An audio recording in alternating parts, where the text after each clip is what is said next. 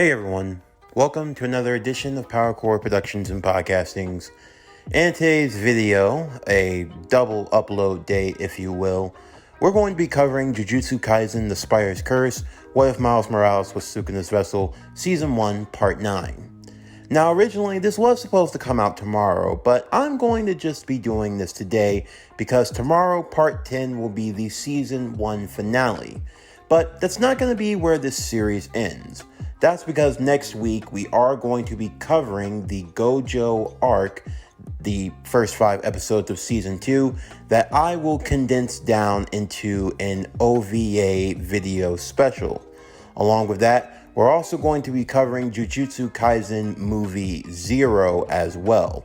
Now you might be wondering how we're going to fit Movie 0 into this universe and this story, but if anyone wants to take a wild guess or designs as to what we're going to be doing with that series, you're more than welcome to, although I will announce what Movie 0 will be along with the OVA in the near future, so please be on the lookout for that in the community tabs. Make sure you have on post notifications so you'll be up to date, because that's what we're going to be doing next week with this series. But anyway, we're going to be covering Part 9 today, and then we're going to be doing Part 10, the Season 1 finale, tomorrow. Anyway, without further ado, let's get into today's video. So as always, sit back, relax, and enjoy the show.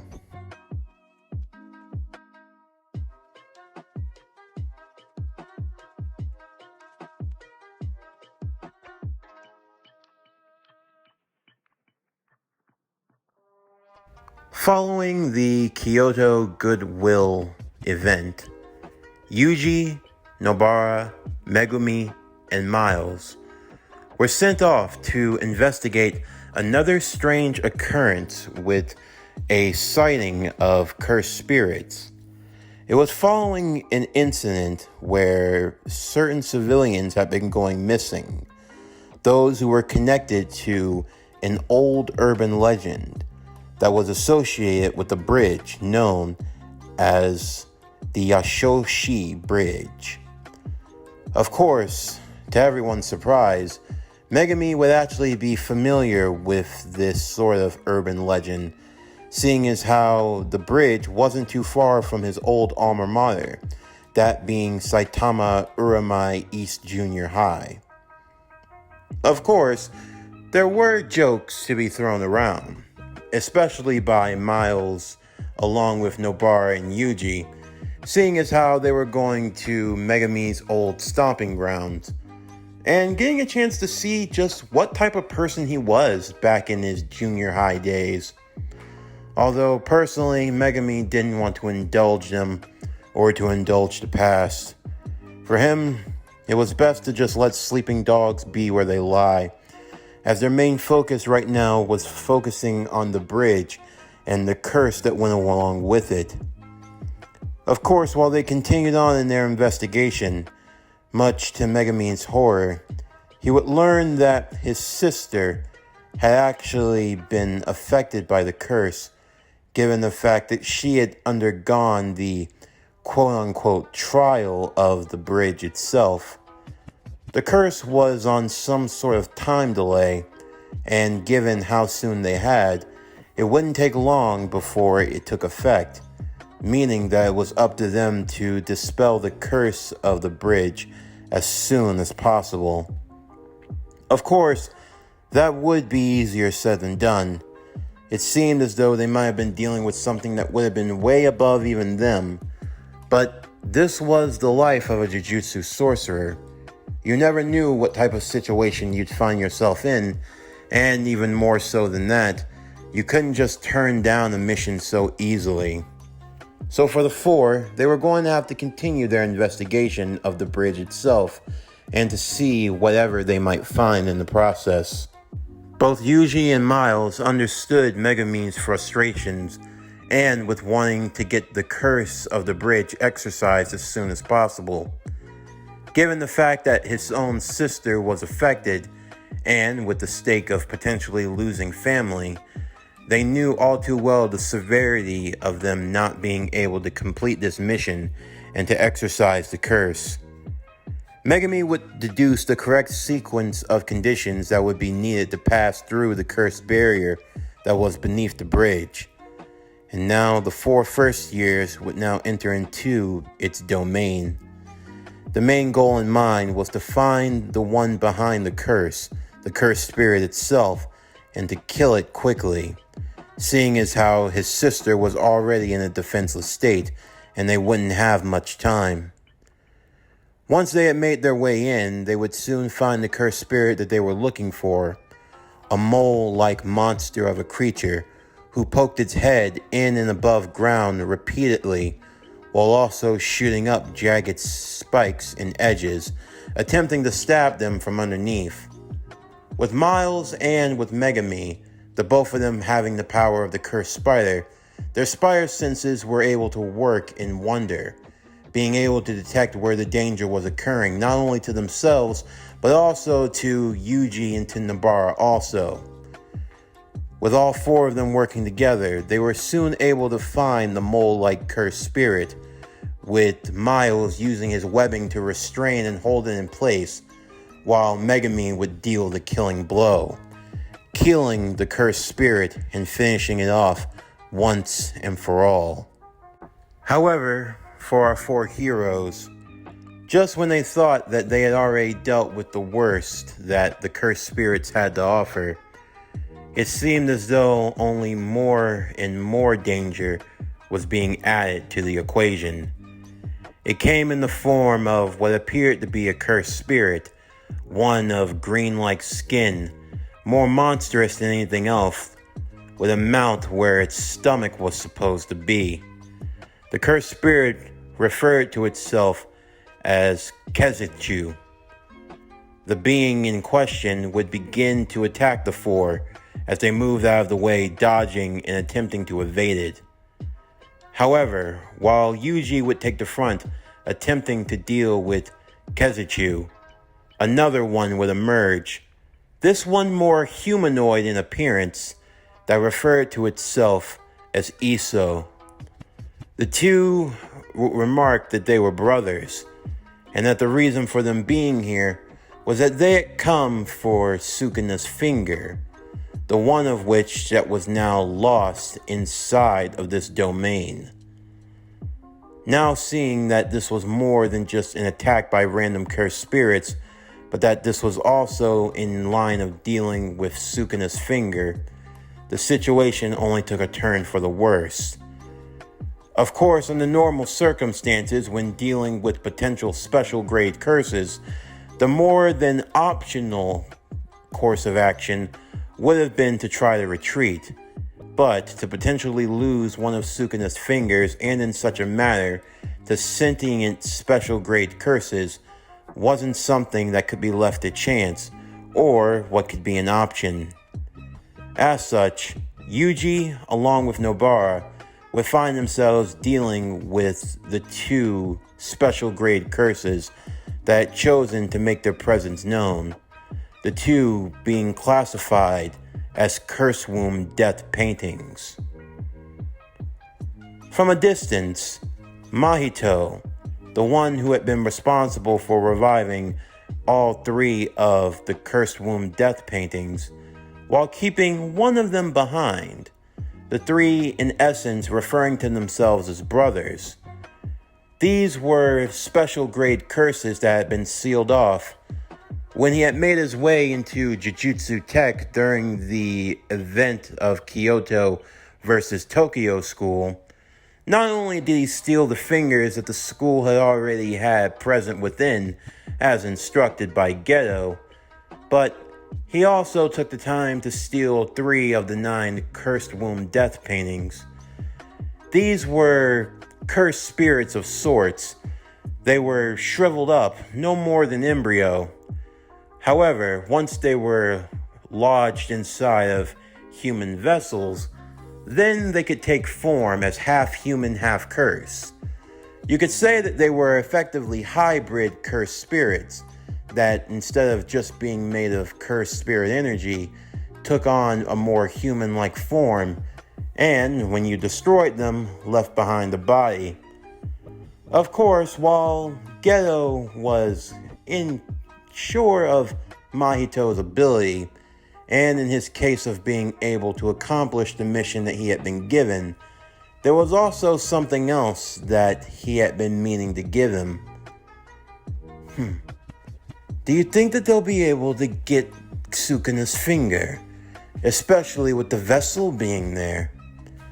I don't think it's anything for us to worry about, whether if we have it or if Sukuna gets it for himself, which I'm sure he's bound to be interested in. In the end, it'll all work for our favor. But before I go, I've been meaning to give you this. Mahito would say, as the vial would be handed to him. Inside of it was a red liquid of sorts that seemed to move around on its own. What is it? It's a gift. I got it a year ago. You did, huh? What's it supposed to do? I can feel the cursed energy coming from it. It's violent. About a year ago, I encountered a Jujutsu sorcerer, one that was extremely powerful, and he had a very unique sort of power. You could say that I stole that from him, and I analyzed it. I wanted to see what I could make from it, or well, from its ability, and that's what emerged. I call it Carnage. Carnage. I believe you should take it into yourself. If you're able to master the power, after all, then I think the gains that you can achieve would be far greater even before your evolution. You think so? However, I would advise that you actually train. Otherwise, that little red embryo will end up taking you over instead. I had a couple of subjects to see what it could do, and I think that the power is definitely quite appealing, especially for someone of your skill. If you think so, then why not keep it for yourself? Oh no, I have to make sure that I maintain my mental faculties. Remember, we still have to work towards sealing Satoru Gojo on the day of October 31st. Yes, sealing away Gojo. But I must say, is he really that big of a threat? I mean, what about the other Jujutsu sorcerers in the world? Oh, they'll all be dealt with in due time. If I had to be entirely honest, in terms of achieving our ultimate plans, there were only 3 sorcerers that truly bothered me. Satoru Gojo, Danny Rand, and Peter Parker. Yeah, but that Peter guy's dead. Only by circumstance. Truth be told, I had to devise a whole other plan of dealing with him. So tell me, between these 3, who's the strongest? Well, if I had to give a rough estimate, before he died, if I had to rank them all, Gojo would still be above them as the strongest. There's no changing that. He's so strong that we can't kill him. That's why we have to seal him. I'd have to say that the second strongest would have been Peter. He had the cursed spider all the way from his teen years up into his approaching 30s. Over 15 years worth of stored cursed energy and power. He's definitely not someone that could have been taken lightly. To be honest, if he had survived, I would have had to come up with a whole other means for taking him down. It most likely would have involved using Sukuna. Seriously? You don't think any of us could have beaten him? It's not a matter of if we could beat him or not. It's simply a matter of how many of us would be taken down in the process. I have no doubts that we could kill him. But still, before we get a chance to deal the killing blow, he would have more than likely exorcised almost all of us. When he died, he had managed to kill off 6 special grade curses. And that's when losing his own life in the process, which, if I'm being entirely honest, I attribute that more to the situation he was in. He was fighting in an enclosed space trying to save a life. The life of that boy, the vessel that Sukuna has now. Precisely. If Miles hadn't been there that night, all likelihood, he probably would have managed to kill all 6 and survive. That's how skilled he is. And then there's Danny Rand, the Iron Fist and one of the last masters of Kung Lung. Last master? You mean those monks aren't around anymore? Oh no. You see, to be a practitioner of Chi is something that's extremely hard. Just like the number of Jujutsu sorcerers in the world are vastly outnumbered by ordinary humans, you could say that the same thing applies to those who studied in the ways of Kung Lung. And during the purge of over 100 years ago, when Kung Lung was besieged by special grade curses, most of the masters were killed. Only a small few survived, and even a smaller few managed to pass on their teachings to anyone that was capable or worthy enough to learn them. Based on my sources and what I've been able to gather, Danny Rand is currently considered the Grand Master, meaning that of any practitioner of the Iron Fist, he is the strongest.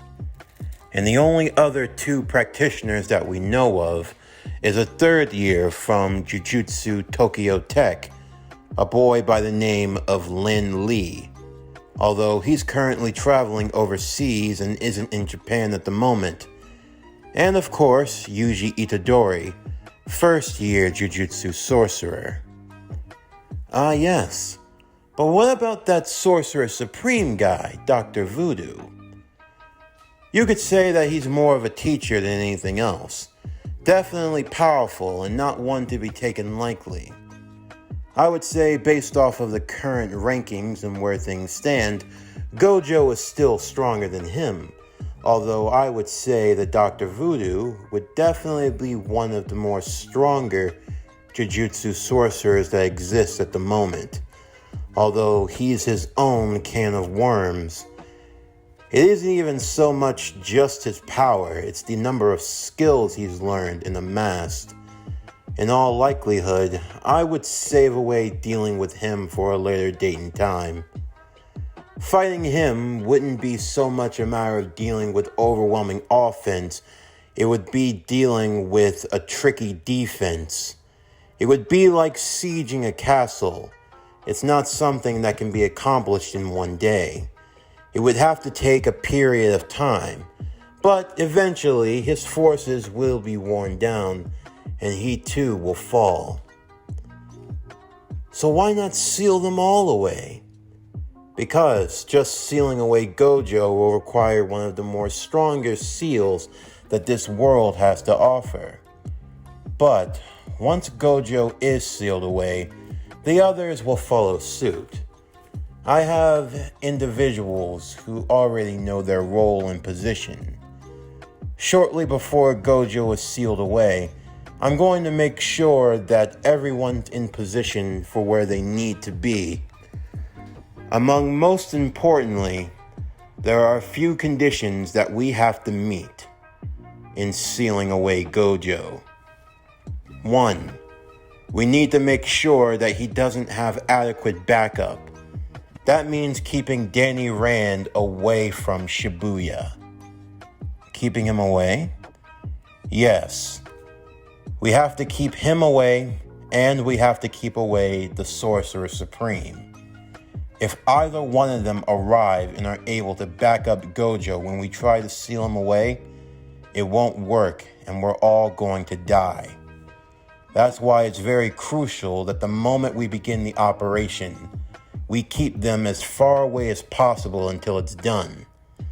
Once that's the case, we'll make sure to offer all of the fingers we've collected to Sukuna to sway him to our side. Once we have the power of Sukuna at our disposal, as well as having Gojo Satoru sealed off, at that point, it won't matter what sorcerers remain, whether it be the Sorcerer Supreme or whether it be the Iron Fist. They'll all be subsequently killed off, and our goals will be realized. You have truly planned all of this out. I must say, it's quite remarkable. Well, you have to be when dealing with individuals like this. Otherwise, you end up getting lost with all the other dumb monkeys of the world. But I best be off now. I have other matters to attend to. And how about yourself? I have a friend that's going to be keeping me company for a while, so I guess I'll be off too. I can leave the other two brothers to deal with these four. They should be able to succeed well enough. And in the meantime, Mahito would hold up the vial of red goo that swirled around. I want to learn more about you, Carnage. This concludes Jujutsu Kaisen The Spire's Curse. What if Miles Morales was Sukuna's vessel? Season 1, Part 9. I do apologize. I know I probably butchered some words, but I'm kind of coming off a little bit of a cold, and I am really not feeling the best right now, but I really wanted to try to get this video out. Trying to get through today, tomorrow, Saturday's work, and then I'm just going to use the weekend to rest up a bit because, all these videos I'm putting out is really starting to kind of wear down just a little bit. But, it's nothing that we can't get through. Phase 2, we're quickly coming to the end, if you will. A lot of stuff that we've got to get out now and in the future. But I do thank you all for your patience and for your support. Stay tuned tomorrow as we come out with Part 10. That will be the Season 1 finale of this series. And again, stay tuned for everything else that we have on the channel coming out for the rest of the week. We're going to be wrapping up a lot of stories here on the channel. A lot of, OVAs and little side movie specials just to kind of get a sense of clarity for everything else. And any other announcements that I might make, there might be some changes in naming and other things for the stories that are going to be coming out. But again, thank you all for your support. As always, you make the channel grow. You make the core grow. So anyway, that's going to do it for the end of today's video. I'm Javon Harrington with Power Core Productions and Podcastings. Signing off, and I'll see you next time.